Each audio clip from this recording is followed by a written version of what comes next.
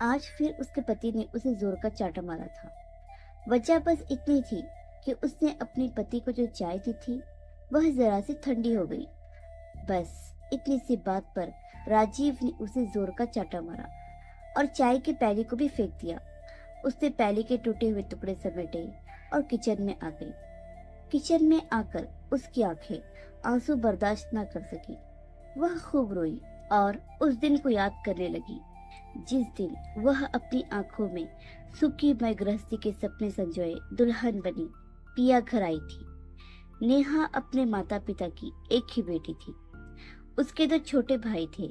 नेहा के पिता एक गरीब किसान थे। अपने परेशानी और गरीबी के चलते वह नेहा को ज्यादा नहीं पढ़ा सके। इसलिए 10वीं कक्षा की पढ़ाई होते ही नेहा की माँ ने उसे घर गृहस्थी के काम सिखाए, जिसमें सिलाई, बुनाई, कढ़ाई, खाना बनाना आदि शामिल थे। फिर जब नेहा की शादी की उम्र हुई तो उसके पिता ने शहर में एक नौकरी पेशा मध्यम वर्गीय लड़के राजीव को अपनी बेटी के लिए जीवन साथी चुना और नेहा को हैसियत से अधिक दहेज दिया, यह सोचकर कि अब उनकी बेटी सदा खुश रहेगी।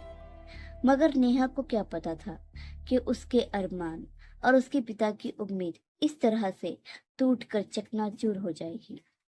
सिर्फ इतना ही नहीं, शादी के बाद नेहा को यह भी पता चला कि राजीव को शराब और नशे की बुरी लत है, जिसकी वजह से घर गिरवी पड़ा है। राजीव के घर में सिर्फ उसके पिता, राजीव और नेहा ही थे।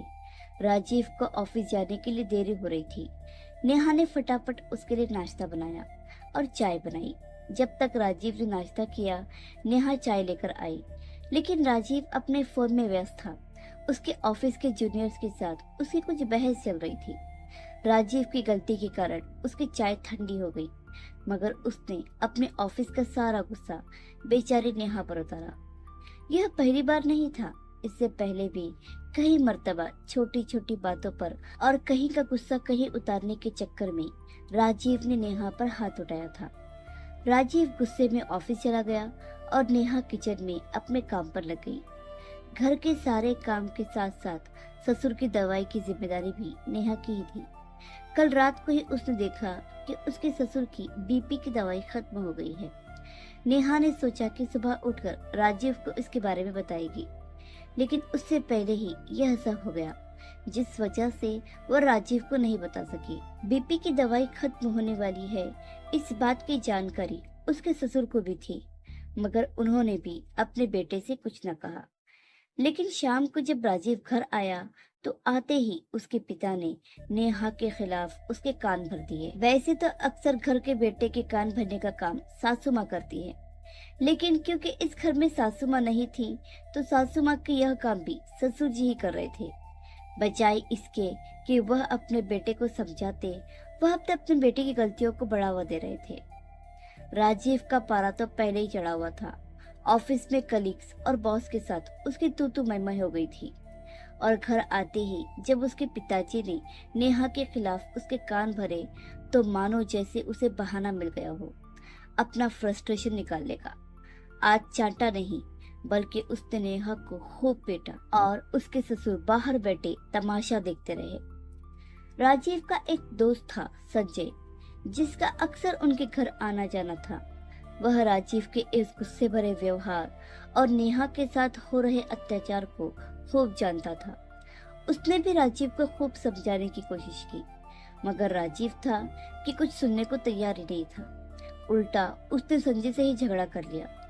संजय को जब भी मौका मिलता तो वो नेहा को भी समझाने की कोशिश करता कि वह इस रिश्ते को और न आगे बढ़ाए और ऐसे निर्दयी पति के चुंगल से अपने आप को आजाद कराए। मगर नेहा अपने माता पिता की इज्जत के लिए खामोश हो जाती। इस बीच नेहा के पिता का देहांत हो गया। अब राजीव हद पार करने लगा था। वह नेहा पर उसकी माँ से पैसे मांगने के लिए दबाव डालने लगा था। जब नेहा इन सब के लिए न मानी तो उसने नेहा के सारे गहने बेच डाले। जब जुल्म सहते हुए पानी सर से ऊपर चला गया तो नेहा ने संजय की बात मानने का सोचा और संजय की ही मदद से उसने राजीव पर डोमेस्टिक वायलेंस का केस कर दिया और उससे तलाक ले ली। जब नेहा ने अपनी माँ को अपनी तलाक की बात बताई तो नेहा की माँ ने उसका साथ देने से इनकार कर दिया, जिसके कारण नेहा अब शहर में ही रहकर अपना गुजारा करने के लिए काम की तलाश करने लगी। इस पर भी संजय ने ही उसका साथ दिया।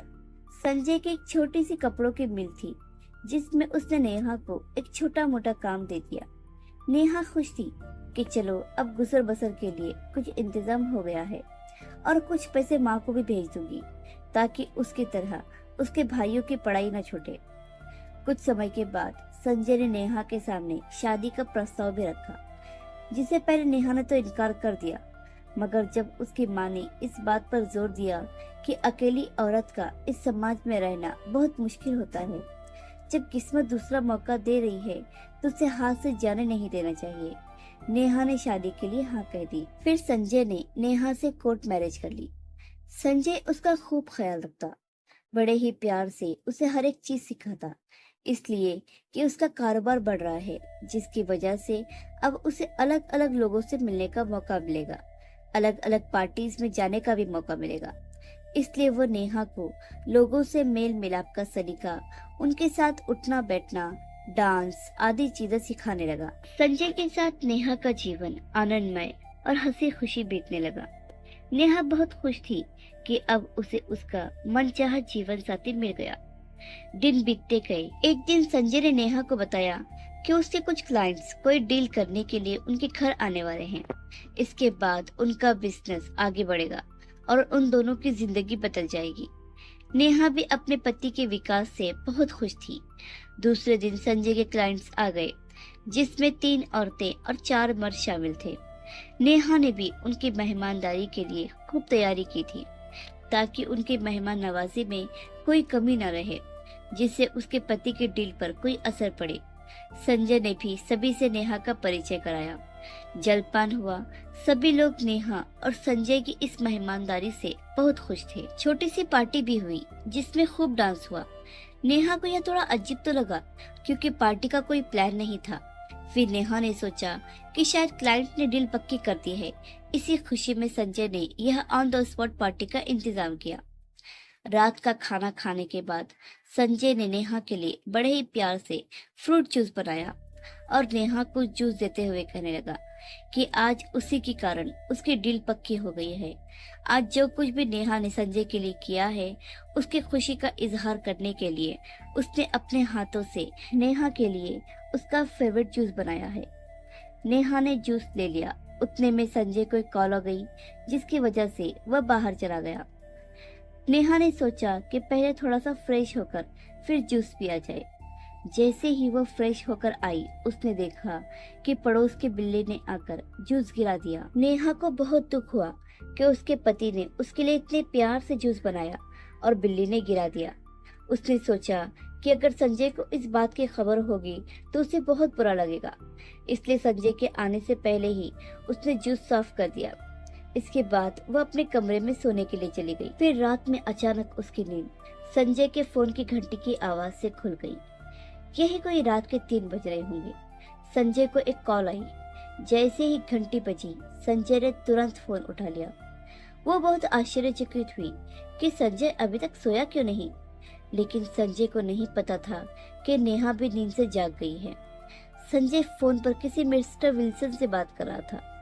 शायद ही वही मिस्टर विल्सन थे जो संजय के क्लाइंट था, जिससे संजय ने नेहा का परिचय कराया था। पार्टी में भी वह नेहा को अजीब नजरों से देख रहा था। संजय कहने लगा, जी मिस्टर विल्सन, आपका माल तैयार है, आप आकर उसे ले जा सकते हो। क्या कहा आपने? 10 लाख? नो मिस्टर विल्सन, इतने जबरदस्त माल के सिर्फ 10 लाख? ये नहीं चलेगा। कम से कम 50 लाख लगेंगे। आपने देखा ना कितना जबरदस्त नाचती है, वह तो आपके बार की शोभा बढ़ा देगी। नेहा यह सब सुन रही थी। वह अचानक से चौंक गई और सोचने लगी, यह नाचना, बार की शोभा, कहीं संजय यह सब मेरे बारे में तो नहीं कह रहा। उसका शक यकीन में तब बदल गया जब संजय ने कहा, हाँ, मैंने उसके जूस में वो नशे वाली दवाई मिला दी थी। अब वो कल सुबह तक होश में नहीं आएगी। हे ईश्वर, ये सब क्या हो गया? क्या ये वही संजय है जो मुझसे इतना प्रेम करता था, मेरा इतना ख्याल रखता था, जिसने मुझे राजीव जैसी बड़ी मुसीबत से बचाया था? मेरा पति संजय, जिसको लेकर मैंने अपनी आनंदमय गृहस्थी के सपने संजोए थे। हे मालिक, यह सब मेरे साथ क्या हो गया? इतना बड़ा विश्वासघात, इतना बड़ा धोखा। यानी वो जो डील हुई थी क्लाइंट के साथ, उसमें मेरा सौदा हुआ है। नेहा मन ही मन में खूब रोने लगी। संजय को इस बात की बिल्कुल भी खबर नहीं थी कि नेहा बेहोश नहीं है। नेहा तो उस बिल्ली का धन्यवाद कर रही थी जिसने जूस का ग्लास गिरा दिया था। अगर वह सब ना होता तो संजय का असली चेहरा इसके सामने ना आता। फिर अचानक से संजय की आवाज नेहा के कानों में पड़ी।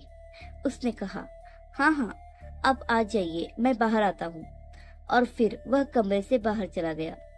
नेहा को बहुत रोना आ रहा था और गुस्सा भी, लेकिन उसने अपने आप को किसी तरह से संभाला और तुरंत पुलिस को फोन कर दिया और उन्हें सारी बात बता दी। इतने में उसे किसी के कदमों की आहट सुनाई दी तो फोन रखकर वो दोबारा सोने का नाटक करने लगी। लगभग आधे घंटे के बाद नेहा को महसूस हुआ कि दो लोग उसे उठाकर ले जा रहे हैं। वो बहुत डर गई और मन ही मन में सोचने लगी, पता नहीं अब क्या होगा। ऊपर वाले पुलिस को जल्दी से भेज दे, वरना मेरा जीवन बर्बाद हो जाएगा। वो मन ही मन में ऊपर वाले से प्रार्थना करने लगी। अभी हॉल तक ही आए होंगे कि उतने में पुलिस की आवाज उसके कानों में पड़ी। नेहा ने तुरंत आंखें खोल दी। पुलिस को देखकर और नेहा को जगा हुआ देखकर संजय के पसीने छूट गए। उसने पुलिस वालों को अपनी बातों में लेने की कोशिश की और पूछने लगा, क्या हुआ इंस्पेक्टर साहब, आप यहाँ? इंस्पेक्टर साहब ने कहा, आपकी पत्नी ने आपके खिलाफ शिकायत दर्ज की है। संजय हंसकर कहने लगा, नहीं, आपको कोई गलतफहमी हुई है। दरअसल मेरी पत्नी की तबीयत ठीक नहीं है, इसलिए मैं इसे अस्पताल ले जा रहा हूँ। नेहा ने तुरंत कहा, नहीं इंस्पेक्टर साहब, ये झूठ बोल रहा है। दरअसल मेरे धोखेबाज पति ने मेरा सौदा कर दिया है। उसके हाथ में जो बैग है उसमें 50 लाख रुपए है। पुलिस ने फौरन वह बैग जब्त कर लिया और उसमें सचमुच 50 लाख रुपए थे। पुलिस संजय, मिस्टर विल्सन और उनके साथियों को गिरफ्तार कर अपने साथ ले गई। जब और जांच पड़ताल की गई तो पता चला कि नेहा की ही तरह संजय ने पहले ही 10 लड़कियों का जीवन इसी तरह से बर्बाद कर दिया था। वह मासूम लड़कियों को बहला फुसला कर उनसे शादी कर लेता और उसके बाद उन्हें बेच देता। नेहा ने मालिक का धन्यवाद किया कि उसने उसका जीवन बर्बाद होने से बचा लिया। अब नेहा ने ठान लिया था कि इसके बाद जीवन में किसी भी मर्द पर अंधा भरोसा नहीं करेगी और जीवन को अपने तरीके से जिएगी। और वह ऐसी संस्था से भी जुड़ गई जो ऐसी मुसीबत में फंसी लड़कियों की मदद करती है। प्यारे दोस्तों, आशा करती हूँ कि कहानी आपको पसंद आई होगी।